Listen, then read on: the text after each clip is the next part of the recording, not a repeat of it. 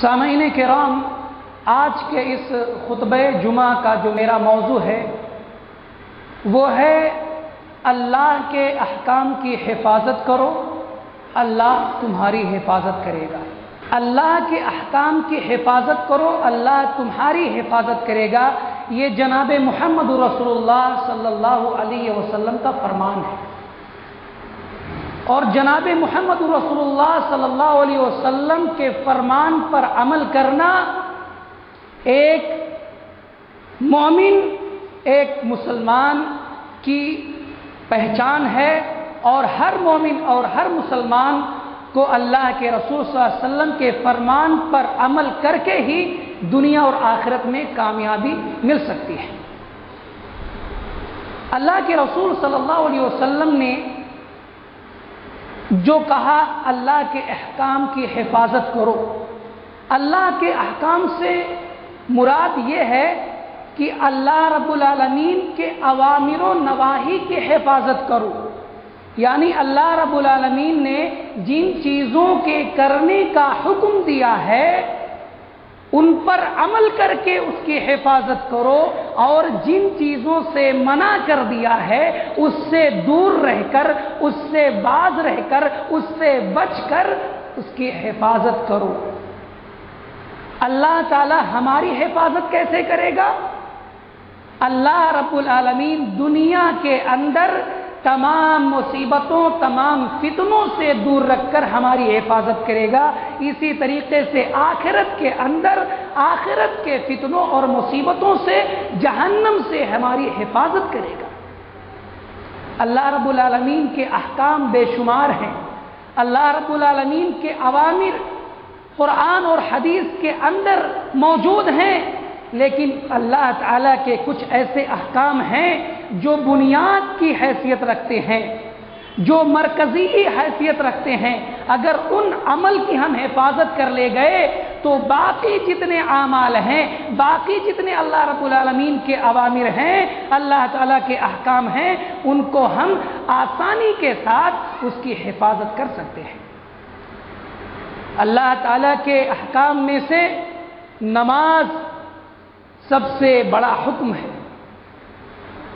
نماز اللہ رب العالمین نے قرآن میں تقریباً 82 مقامات پر نماز قائم کرو، نماز قائم کرو، یہ اعلان کیا ہے۔ اللہ رب العالمین کہیں کہتا ہے اقیموا الصلاۃ وآتوا الزکاۃ، نماز قائم کرو، زکوٰۃ ادا کرو۔ کہیں اللہ رب العالمین کہتا ہے اقیموا الصلاۃ ولا تکونوا من المشرکین، نماز قائم کرو اور مشرکین کے جیسا نہ ہو جاؤ۔ کہیں اللہ رب العالمین کہتا ہے فصل لربک وانحر، اپنے رب کے لیے نماز پڑھ اور قربانی کر۔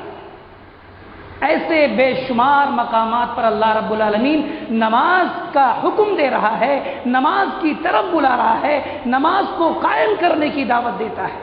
یہ نماز کی اہمیت ہے کہ جناب محمد رسول اللہ صلی اللہ علیہ وسلم نے فرمایا کہ ایک کافر اور ایک مسلمان کے درمیان امتیاز اور فرق کرنے والی جو چیز ہے وہ نماز ہے۔ نماز آنکھوں کی ٹھنڈک ہے۔ نماز کو جناب محمد رسول اللہ صلی اللہ علیہ وسلم نے کہا الصلاۃ نور، نماز روشنی ہے، نماز تاریکیوں کو مٹا دینے والی ہے۔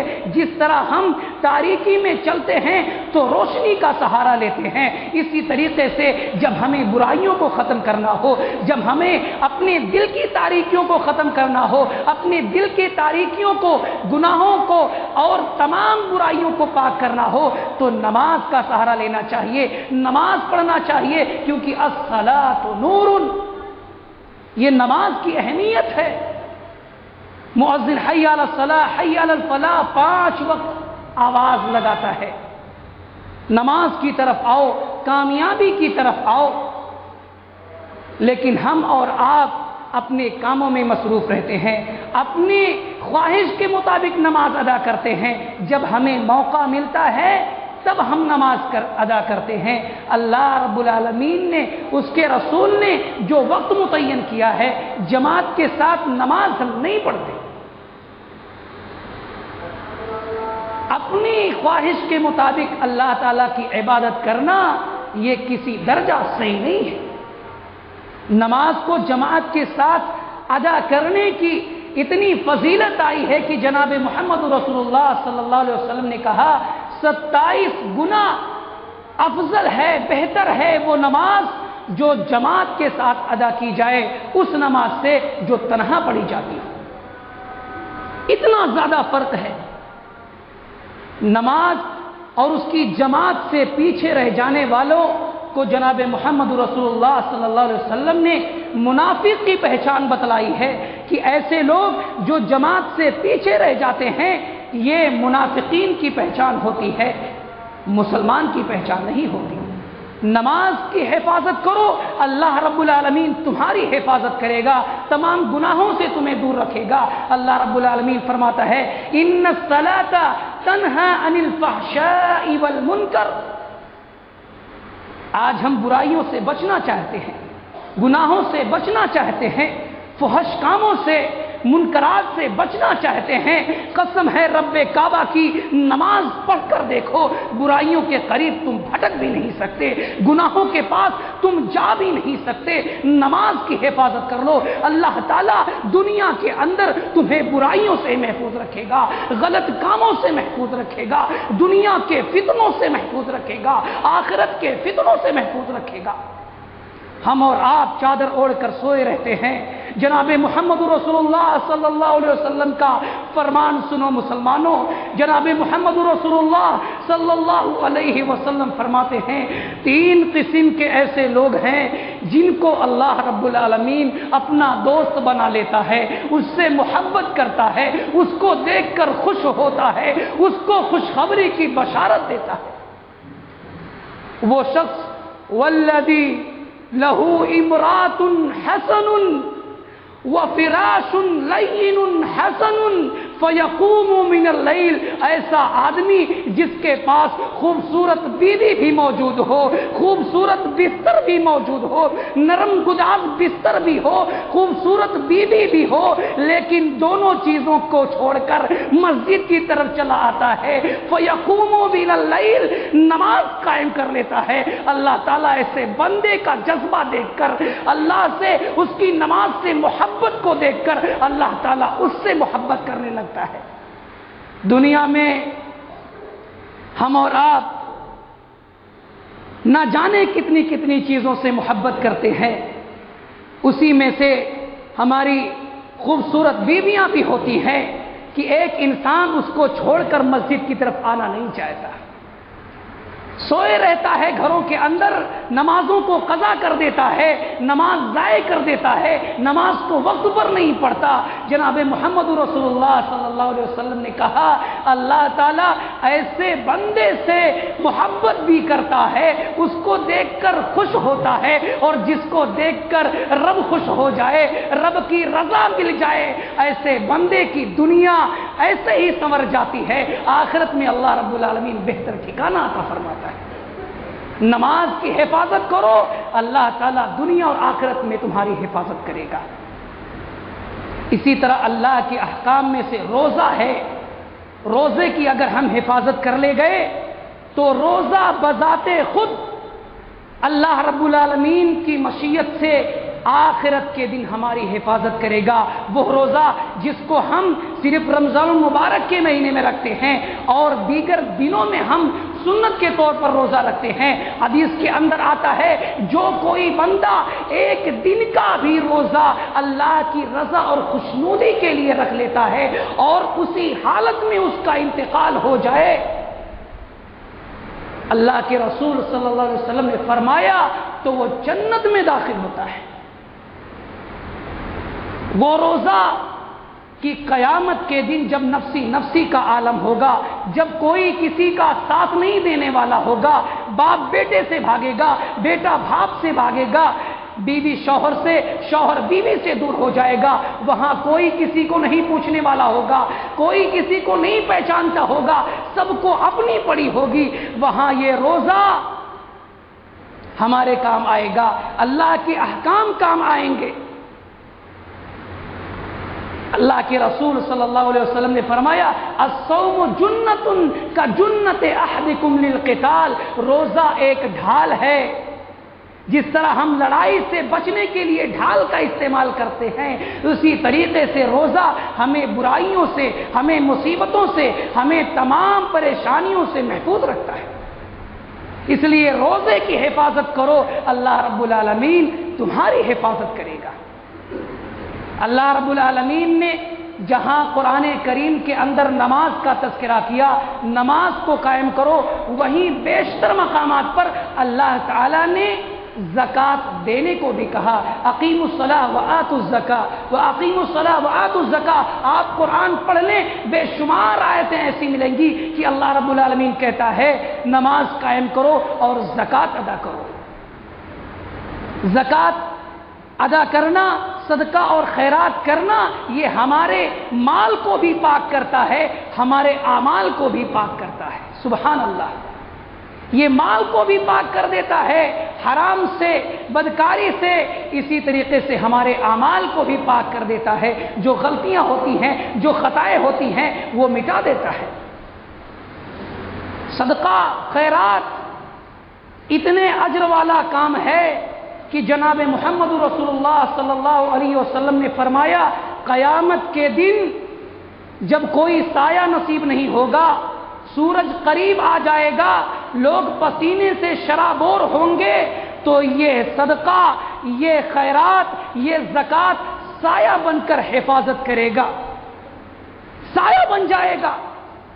کل امرئ فی ظل صدقتہ حتی یقضی بین الناس۔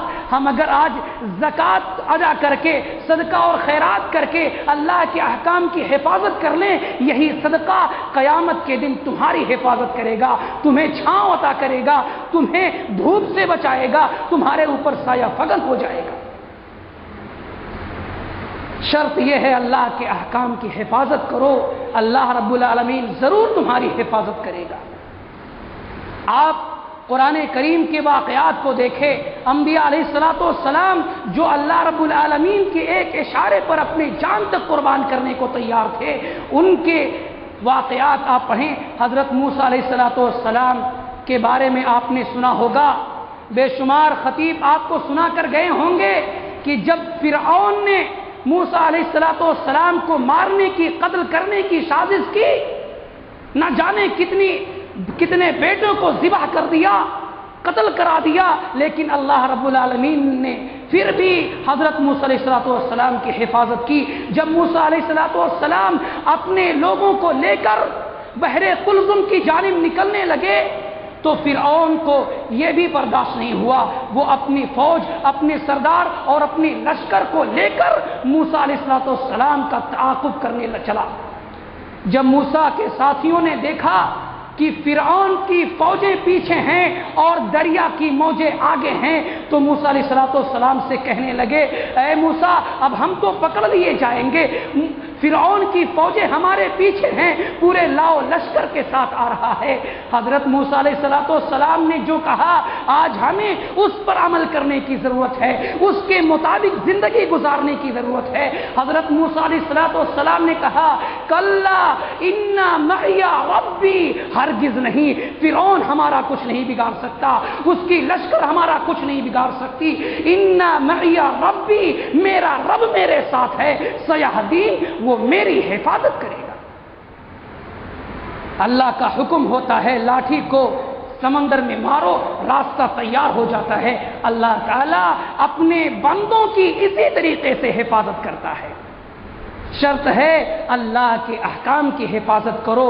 اور آگے چلیے، آپ نبی کریم صلی اللہ علیہ وسلم کو دیکھ لیجئے، جب کفار مکہ مشرکین نبی صلی اللہ علیہ وسلم کو ختم کرنے کے در پر آئے، اللہ کے رسول صلی اللہ علیہ وسلم اللہ کے حکم سے ہجرت کرنے کے لیے تیار ہو گئے، اپنے ہمراہ حضرت ابوبکر صدیق رضی اللہ عنہ کو لیے، راستے میں چل کر غار ثور میں قیام کر لیا، لیکن بدمعاشوں نے، مشرکوں نے، کافروں نے پیچھا نہیں چھوڑا، تعاقب کیا، غار ثور کے دہانے پر اس کے سراغ کے قریب آ گئے۔ جناب ابو بکر صدیق رضی اللہ عنہ کہتے ہیں اے حضور صلی اللہ علیہ وسلم، دشمن بالکل ہمارے قریب ہے، اگر وہ اپنے قدموں کے برابر جھک کر ہمیں دیکھ لے تو اسے پتہ چل جائے گا کہ ہم لوگ اسی غار میں چھپے ہوئے ہیں۔ جناب محمد رسول اللہ صلی اللہ علیہ وسلم نے کہا یا ابو بکر لا تحزن ان اللہ معنا، غم نہ کر، پریشان نہ ہو، یہ دشمن کچھ نہیں کر سکتے، گرچہ وہ ثور کے دہانے پر کھڑے ہیں، غار کے منہ پر کھڑے ہیں، لیکن اللہ ہمارے ساتھ ہے، اللہ ہماری حفاظت کر رہا ہے۔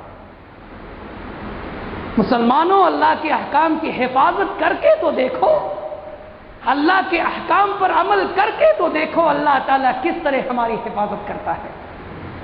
ہم اور آپ سوچتے ہیں وہ نبی تھے، وہ رسول تھے، اللہ تعالیٰ کو انہی کے ذریعے سے شریعت نازل کرنی تھی، ان کی حفاظت کرتا نہیں۔ اللہ تعالیٰ کسی نبی کو نہیں دیکھتا، کسی ولی کو نہیں دیکھتا، وہ صرف اپنے بندے کو دیکھتا، بندے کی عبادت کو دیکھتا، بندے کی عاجزی کو دیکھتا ہے۔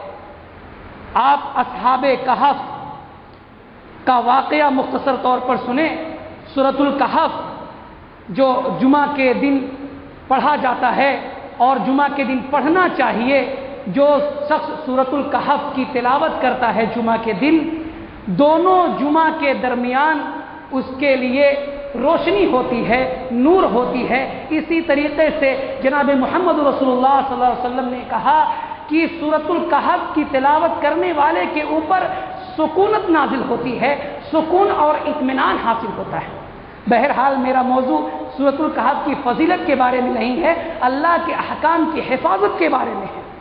اسی سورۃ الکہف کے اندر کہف والوں کا تذکرہ ہے۔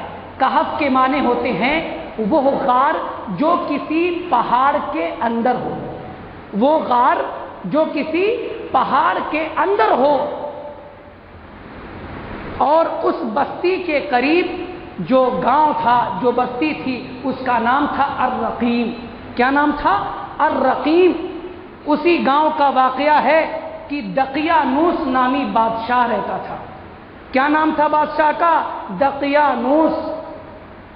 وہ بادشاہ بتوں کی پوجا کراتا تھا، بتوں کی پوجا کرتا تھا اور لوگوں کو اسی کی طرف بلاتا تھا، لیکن اس بستی کے چند نوجوان جن کی تعداد مفسرین نے 9 بتلائی ہے کہ وہ نوجوان کتنے تھے؟ 9 کی تعداد میں تھے۔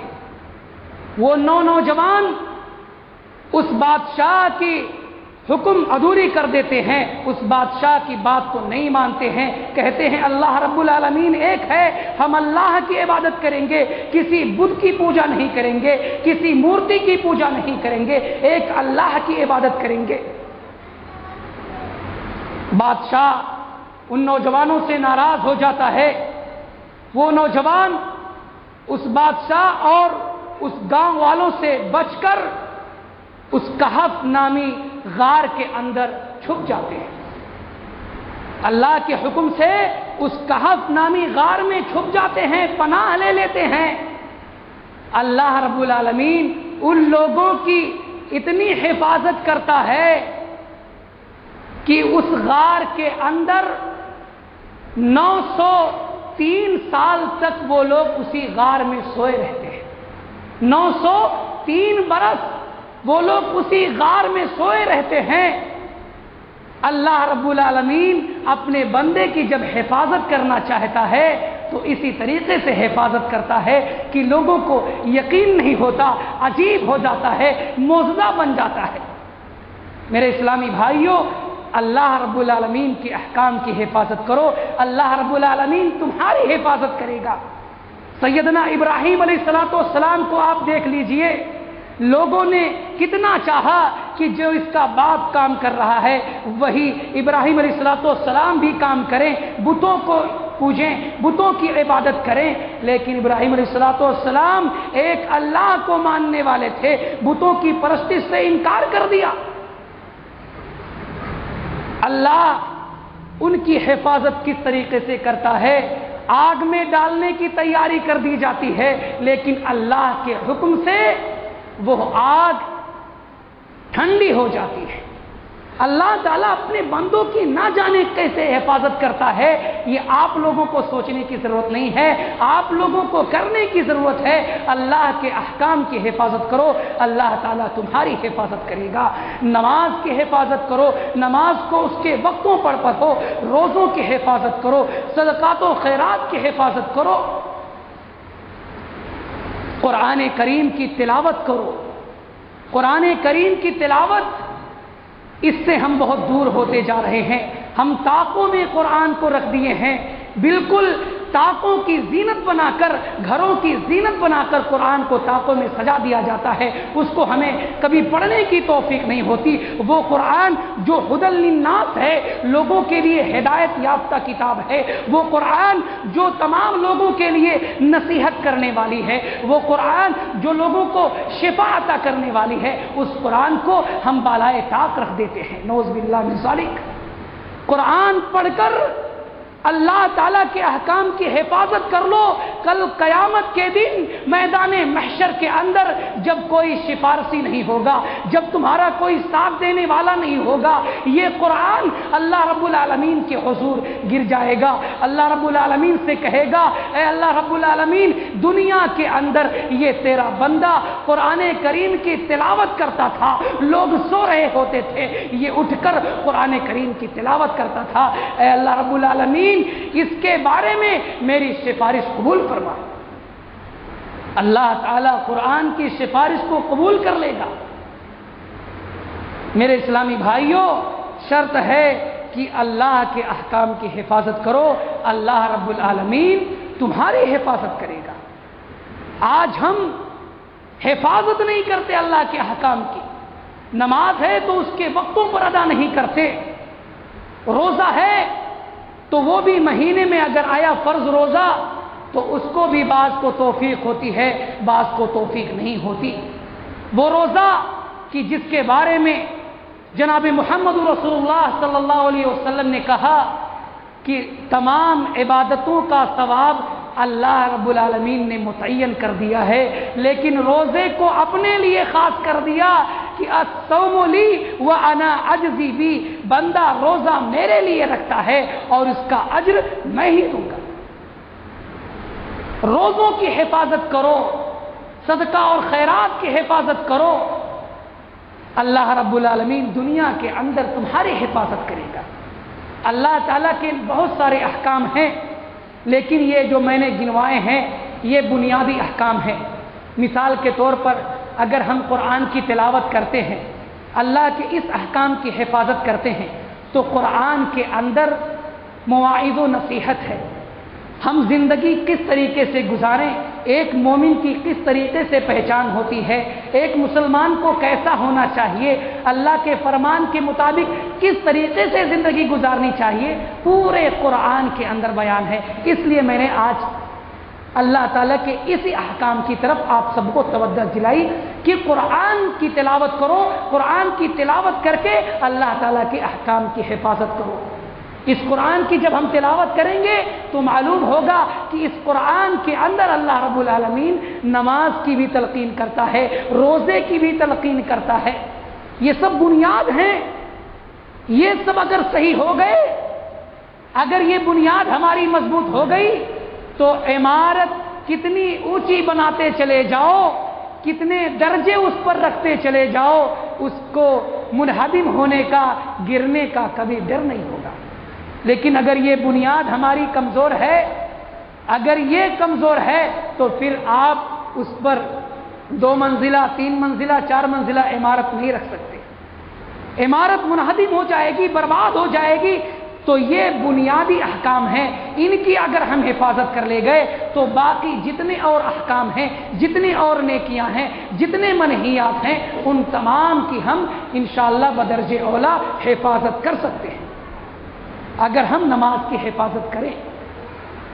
میرے اسلامی بھائیوں، پورے خطبے کا خلاصہ یہی ہے کہ اللہ رب العالمین ہماری ضرور حفاظت کرے گا، ہمارے ہر طریقے سے دنیا کے اندر بھی اور آخرت کے اندر بھی تمام فتنوں سے، تمام مصیبتوں سے، تمام طرح کی خرافات سے ہماری حفاظت کرے گا، اگر ہم اس کے احکام کی، اس کے بتائے ہوئے طریقوں پر چل کر، اس کے منع کیے ہوئے راستوں سے بچ کر اس کے احکام کی حفاظت کر لیتے ہیں۔ تو اللہ تعالیٰ سے دعا ہے کہ اللہ رب العالمین ہمیں اللہ تعالیٰ کے احکام کی حفاظت کرنے کی توفیق عطا